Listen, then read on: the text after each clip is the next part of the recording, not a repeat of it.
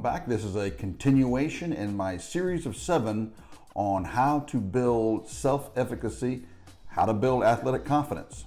The previous video I did was on the emotional connection to self-efficacy, the emotional side of self-confidence, and how that is directly linked to the somatic side or the physiological side. Not always, of course, but for the most part, the cognition, it starts in the mind and then it manifests itself in the body, or the somatic effects. So this particular clip, it's going to be a short one this time, I think it is directly related to the somatic or the physiological effects or the physiological connections of confidence or self-efficacy. However, before I get going, I just need to document one thing. Here it is on Monday, March the 19th, and today I got my journal, the Sports Psychology in Action journal, in the mail today. As a member of ASP, which is the Association of Applied Sports Psychology, sort of like the governing body, I guess, if you would, of people like myself, sports psychology consultants, sports psychologists, people in academia, and so forth and so on. They print several journals, academic journals, on a yearly basis. This particular journal, which was volume 8 and number 3, September and December of 2007, printed published my thesis. Now, I had finished my thesis years ago.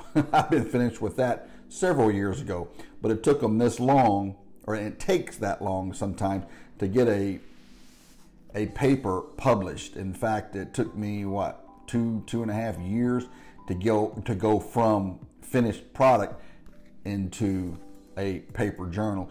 So now that I am in the working world, I am a working sports psychology consultant. I am not in academia and not required to do any publishing. This was a milestone for me, because one of my goals in going to graduate school was to add to the body of sport and exercise psychology. I did that, and so I met my goal, even though this thing was published online last year. Now it's in publication, or is in an actual journal. I don't know how many people are ever going to read this, but not that many. But it doesn't really matter, because this was a goal that I wanted to do, and quite frankly, I accomplished it. And that's why I'm wearing my Springfield College polo today instead of my terrific level 3 sports polo, in remembrance of my years at Springfield College. Now, if you were to ask me, would I go back to Springfield College and do my graduate work there again, I would have a hard time answering yes on that. It's simply because the academic rigor of Springfield College is tough.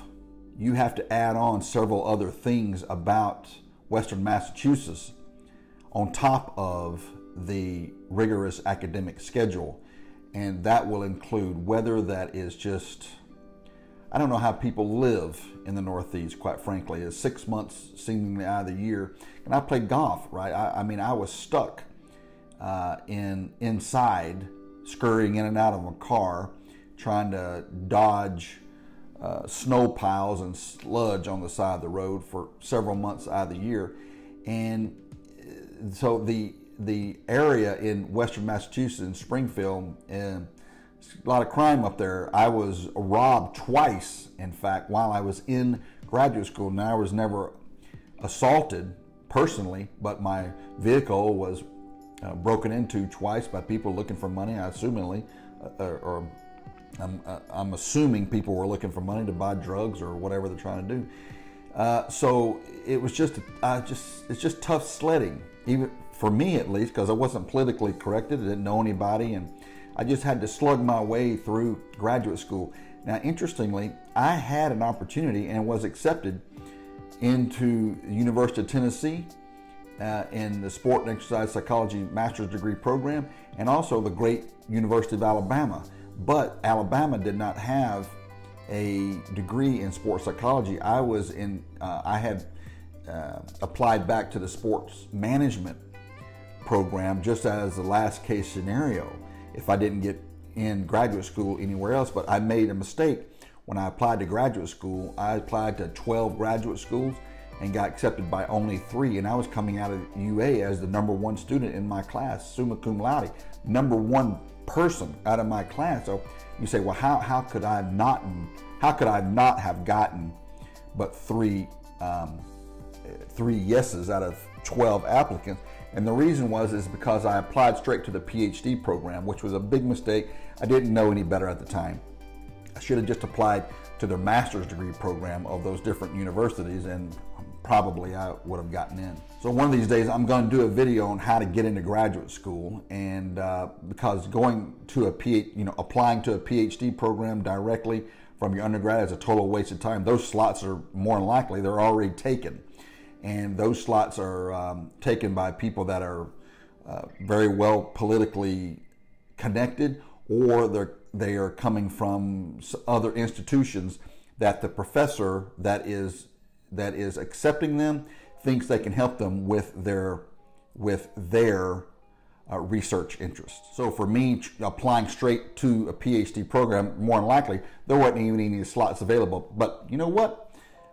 University of Minnesota and Iowa and all you guys took my money, and I just didn't know any better. But I'm going to do a video one of these days and put out there of how to get into graduate school. But the thing about a publication is that if you stay in academia, then many times if you're a research institution, they require you to publish.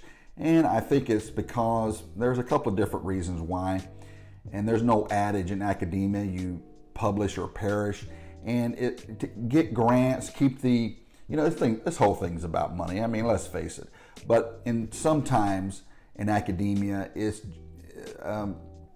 professors want to publish because it keeps their name out there and out front in front of their peer group. But quite frankly, no one else knows who they are. So you have people that are out in the world, like in my case, a working consultant, that are very well known and have never published anything. It's just because they market it out to a different population of people. So with that, let's move on now into the 4th in my series of 7 on the components of confidence or self-efficacy. This one being the physiological components that can support or build self-efficacy or athletic confidence. Of course, for the most part, physiological confidence or physiological connections to self-efficacy are directly connected to cognitive arousal states. So an example of how cognition can manifest itself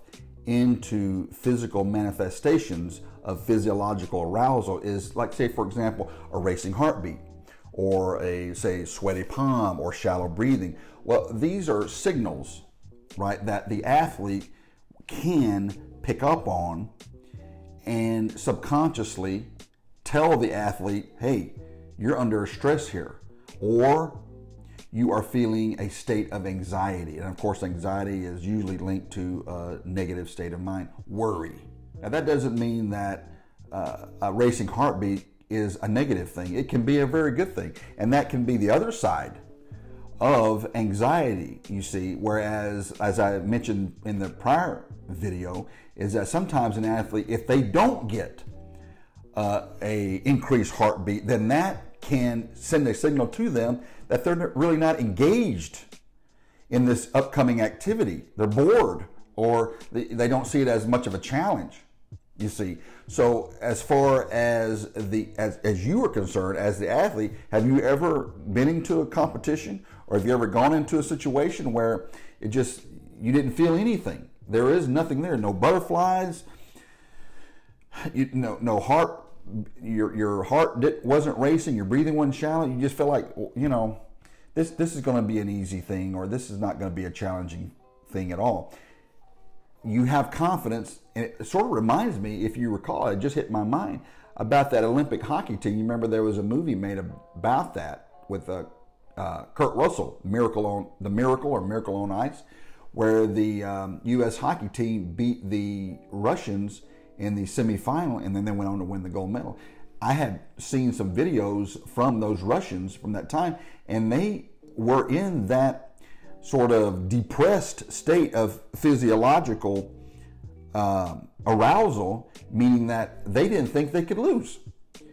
Is that a state of overconfidence? I guess so. So as for you as an athlete, or maybe you as a coach or a parent or whatever, if you get in that state, then it could be problematic for you, because you're underestimating your opponent, or you're underestimating the situation, and that sometimes cannot be advantageous to success, or certainly self-efficacy. So if it's perceived, or if this anxiety is interpreted as an indicator of doubt, then the perception is going to be debilitative in nature. In other words, the physiological state of heightened arousal can be an indicator if interpreted as facilitative, meaning that the athlete interprets the racing heartbeats, the breathing, and all this kind of stuff as something to look forward to. Now he or she is ready to go. This is an indicator, sending a signal to the mind, even on the subconscious level, that they are ready to go. They're excited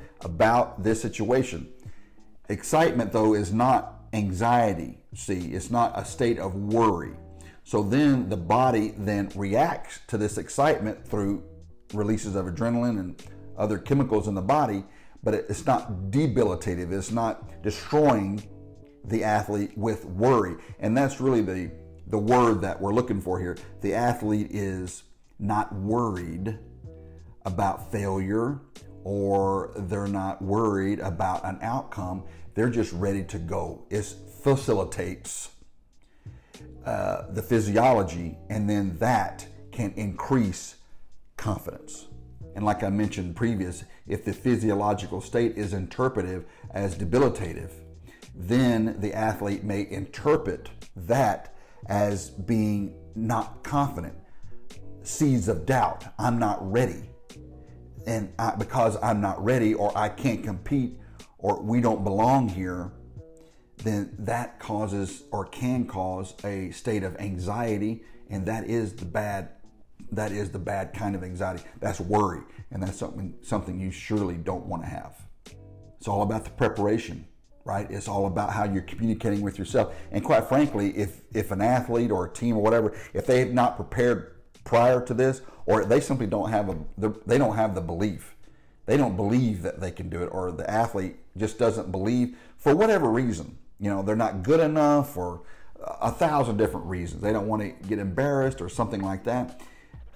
Again, it starts in the mind. It all starts in the mind. They are not ready. They don't feel like they're ready. They don't deserve this kind of thing. Well, that's how that athlete has interpreted the situation. It's strictly a subjective perception of circumstance and situation predicated on what happened prior. And that can be linked to the quality of that person's self-talk and self-communication, and their overall global perception or perspective. How do they see this whole situation here? We are walking into Bryant-Denny Stadium, and we know we're getting paid $500,000, and that's going to help our scholarship fund. However, we know we don't have a chance against this team. You're beat. Might as well, you're beat. With that kind of attitude, you can't win. There's no way to win unless it's some kind of the flukiest of fluke games, which did happen one time 10 or 12 years ago, Louisiana Lafayette or something like that. So if a team goes into a situation, or an athlete goes into a situation climbing in a ring with a 20-year-old Mike Tyson just for a $10,000 paycheck, just for the paycheck, and you can't win, or you feel like you can't win, guess what? You can't win.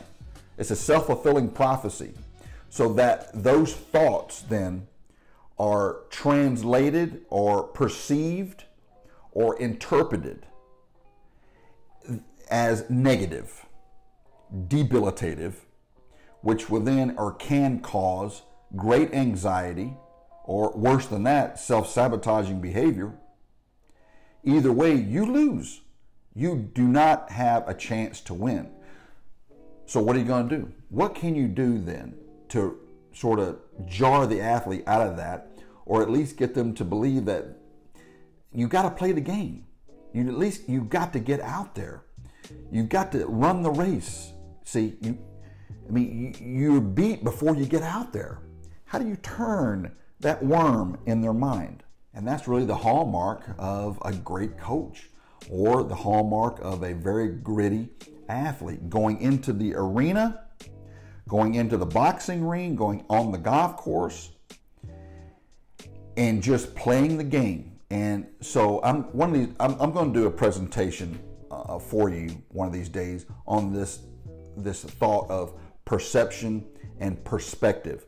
And it's a deeper thing. It's really about philosophy, but how to turn these attitudes of a negative self-fulfilling prophecy into one that is, I use it in mindfulness training. And this is a big subject I briefly spoke about last time, or another video about mindful, is that you judging it before it even happens. The situation has been judged before you even get on the playing field.